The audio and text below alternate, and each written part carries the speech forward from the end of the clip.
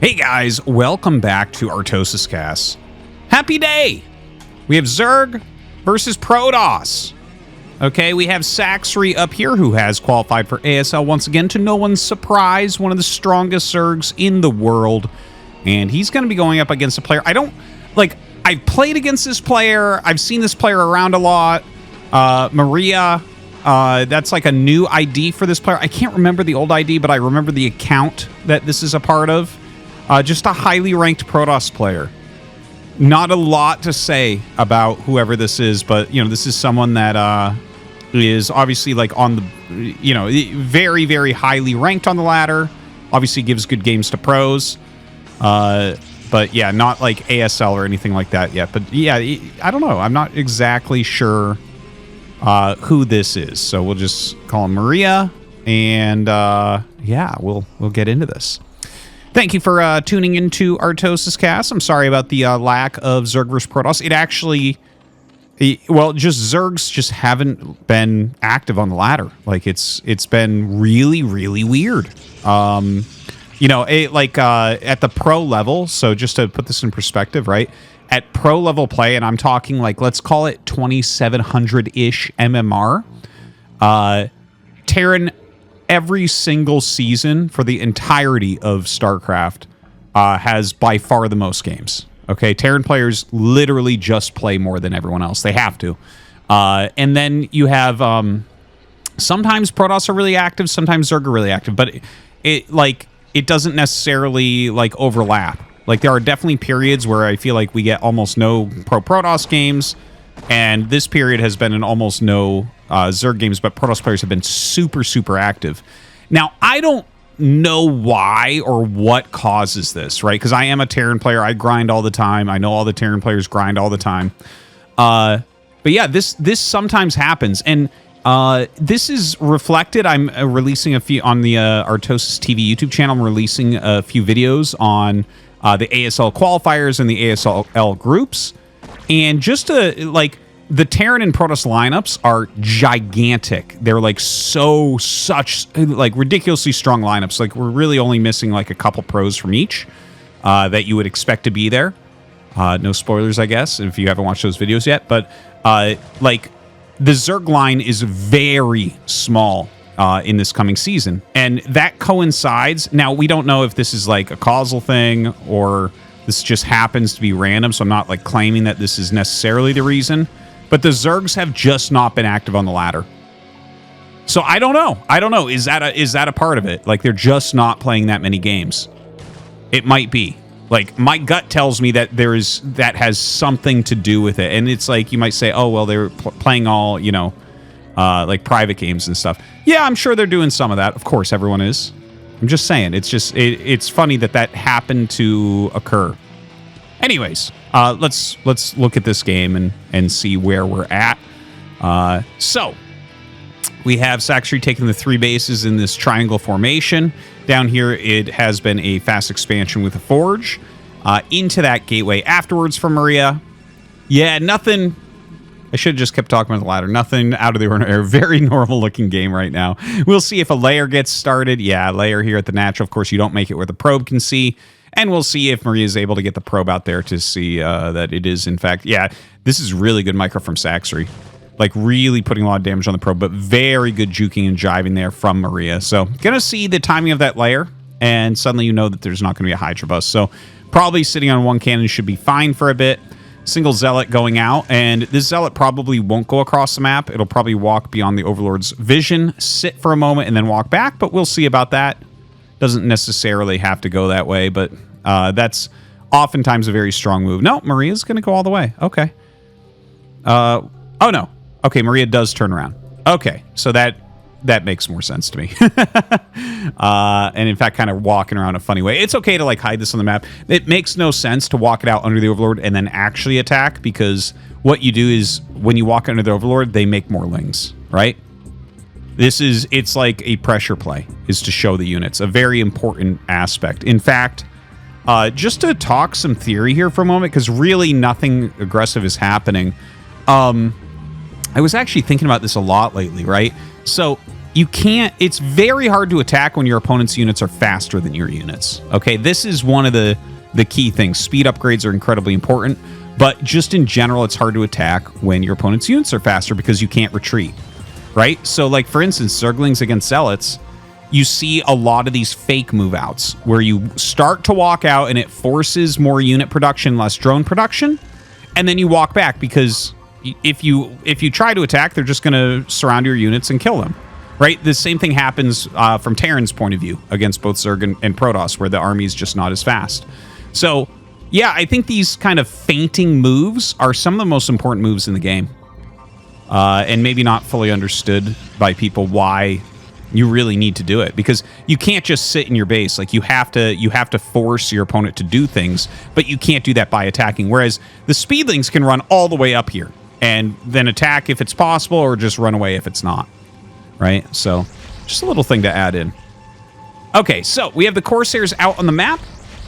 And, yeah, this Overlord going to fall pretty quickly. The Spire is almost done here. Second gas coming up. And it looks like, okay, yeah, just Overlords going towards that top left. In fact, quite a few going towards that top left. There was a supply block. Some more Overlords popping. And then 6 Scourge on the way right now, as well as that Carapace. So, it looks like this should be some amount of Mutalisks. Right? Like, oftentimes we see 5 mutas and then the switch into Hydras so that you can one-shot probes. Wow! Gets another Overlord before the Scourge come out. Really good play there from Maria. And here comes that Zealot that was on the side, by the way. Just kind of diving in and, you know, causing a little bit of havoc. Doesn't actually kill any drones. Very good job by Sacsri. 3 very injured drones in there. But saves them all. Now, Maria going to run back over the Photon Cannon as the Scourge kind of chase him down. Has a secondary cannon in here. Ooh, you do have to be careful about this. One thing to note, this Stargate placement is a little bit, like, greedy, I would say. Maria micros well there. But this square is not protected, right? So the Stargate probably really should have gone up here. You need this square where they pop out protected, because otherwise, if your opponent kind of floods more Scourge Muta, then they will literally sit the Scourge, 2 Scourge, over where the Corsair pops out, and there's no way to save it. So now the Zealots actually come in and put some pressure on. Doing a pretty good job here trading out against these Zerglings. They do have +1s. You can see just how quickly they're shredding through everything. And getting into this mineral line, Sacsri has made those 5 mutas we were talking about before. So those will help to clean this up, but this was actually excellent from Maria. Yeah, again, I'm not entirely sure this is... I bet you somebody knows and will end up telling me in the comments, so thank you ahead of time. But obviously, this is some very good Protoss play that we're seeing here. Maria gets a good amount of drones, good pressure. Still has the Corsairs alive. Look at that, 6 Corsairs right now, +1 halfway done, 7th Corsair on the way, making some High Templars. This actually looks pretty good for Maria. Look at that, up to 4 gates right now, an Archon being made. So the Archon shows us that very likely we'll have a pretty heavy attack coming out from Protoss. Zealots, probably 2 Archons. Well, no, it's a Dark Templar and Zealots being made, so I'm wrong on that. It doesn't look like it'll be 2 Archons. But oftentimes, there are moves like that against mutas where you go out with 2 Archons and you fly the Corsairs back and forth over the Archon so that it can kill any Scourge that are chasing. Hydralist speed on the way, as well as 10 drones by Sacsri. Is Sacsri droning a little bit too hard here? Now this, he's getting a little bit ahead of everything, right? The mutas are going to want to turn and put some damage onto these units. Where are those Corsairs? There they are. So here comes Maria's attack. 2 Sunkens have been forced, and Maria decides to turn around. I think that's an excellent play to turn around here. This is a very podunk army right now. But maybe it's time for a 3rd. Now, this is something I've talked about a lot on Blitz Y, where if you take this base, I feel like the map becomes a bit Protoss favored. Because this is so defendable, and you can't really run around to attack here. So you get like 3 gas, and you're kind of invincible at that point. Now, the mutas fly in. There's a ton of Scourge here. But between the Archon and the Corsairs, it's really difficult to actually engage. There is +1 Carapace, Flyer Carapace, and +1 weapons. So those equal out. The Archon makes it very, very difficult, though. Photon Cannons on the way here, defending this Nexus. I actually really like having some Photon Cannons in this general area on this map as well. And here we go. Pretty big attack incoming. I think right now, Sacsri's trying to make mistakes happen here. Targets one High Templar down. Okay, gets a few of the Corsairs, but it looks like only one High Templar died. So this is actually completely fine because basically the Mutalisks are gone now. Right? They're like very, very, very low health. Sorry, my cat just jumped on the desk. Oh my gosh. But yeah, they're very low health now. Not going to be useful for a bit. I'm sure we'll see those back in the game later on. And ooh, melee and carapace upgrades. You don't actually see this very often. This is super cool. So the Hydra's coming out. I'm getting chills right now. Okay, so a recurring theme that I've tried to pass on to people with Protoss vs. Zerg casts, or Zerg vs. Protoss casts rather, is that no one wants to go Hydras, right? Ling Lurker is much stronger than Hydras, and in fact, that's basically what Hive Tech is, right? Obviously, you mix in Defilers as well, but that's basically, it's like Ling Lurker at the end of the game is what you've gone for. The +1 rushes that we see almost every single game in Protoss vs. Zerg is so that the Zerg player cannot mount a Zergling-based defense. Because if they could mount a Zergling-based defense, without getting absolutely shredded, they would every single time, and they'd go into Lurkers quickly, and they just kind of have everything in a great spot. So you see everyone kind of opening Hydras because you have to. Now, you never see... Like, the first Evolution Shaper always gets +1 missile attacks because you're going to make a lot of Hydras. Here, Sacsri is bucking that trend. Sacsri is going for +1 melee, +1 carapace. So a very defensive stance, right? There was a lot of Mutalisk play early on. Very turtled position. There are some Hydras, but... And he's getting the Hydra upgrades, like range and speed are both done now. But he's going into those melee upgrades and getting into Lurkers very quickly. So, Sacsri did technically make Hydras, but with his turtled position, just went for the upgrades for what he actually wants to make, which is Lurker Zergling. This is very cool. This is very cool what we're seeing from Sacsri. And I think that this is partially map dependent. If you're on something much more wide open, I think you probably are going to have to go for +1 ranged attack. But yeah, this is a trend that I am absolutely going to be watching out for. And Sacsri being in ASL this season, I'm very excited to see any of his Zerg vs. Protoss games to see if he keeps up this idea. Okay. Let's take a look at the game after kind of going over that maybe too heavily. Hive is coming up. It's kind of like a passive game right now. They both are getting exactly what they want. Great looking Protoss army at the moment. The Observer is coming as well. Yeah, so he has Observers coming as well. Some good scouting by Sacsri. Ling's going around a little bit. Adrenal is on the way, +2 carapace on the way. Very, very, very turtled position that you can see up here. Nidus coming up. Lurkers spread, multiple Sunkens, and a Spore. So he's trying to make this very hard to attack into.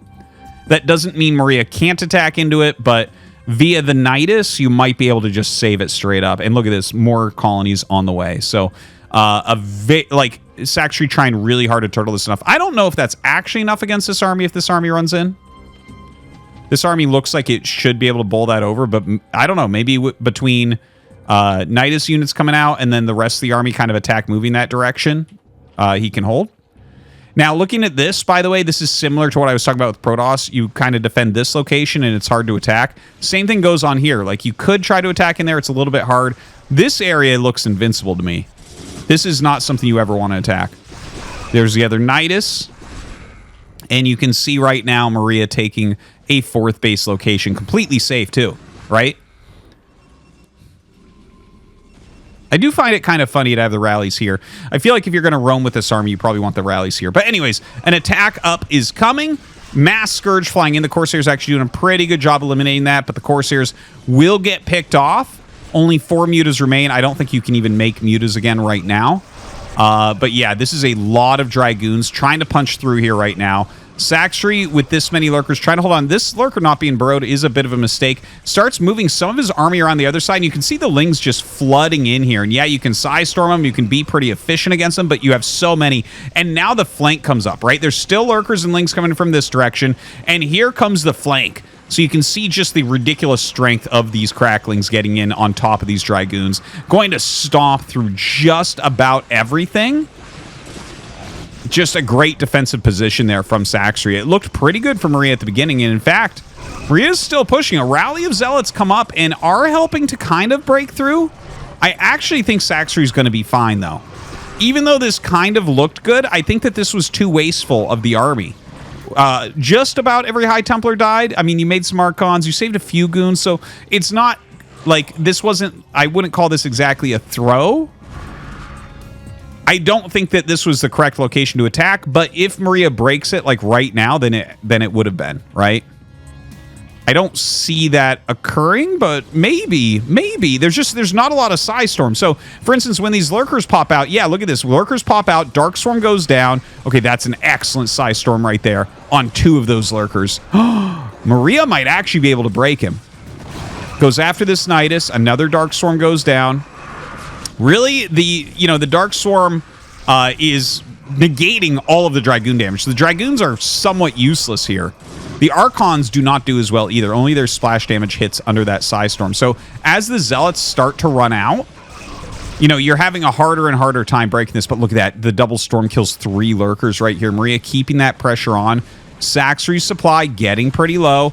More Lurkers come up. Look at this. 3 Lurkers stormed again. This very choked up area, there's just enough Storms and Zealots here from Maria to continually break through.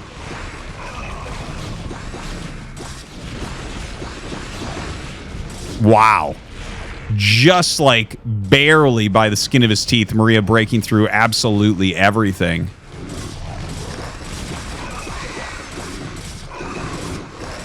More Defilers are coming out, trying to get those Consumes down. By the way, I think we just saw Overlord drops finish, but Sacsri's going to have to GG. Maria just barely breaking through this area. Well done. I did not think that was going to work when he started attacking up the hill.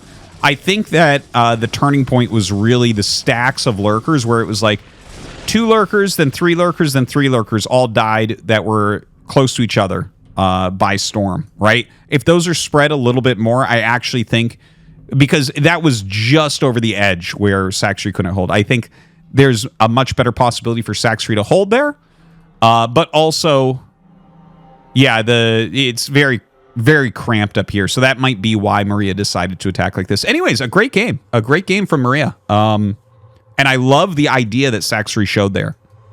So, anyways, hope you guys enjoyed a nice little Zerg vs. Protoss, and we'll see you next time.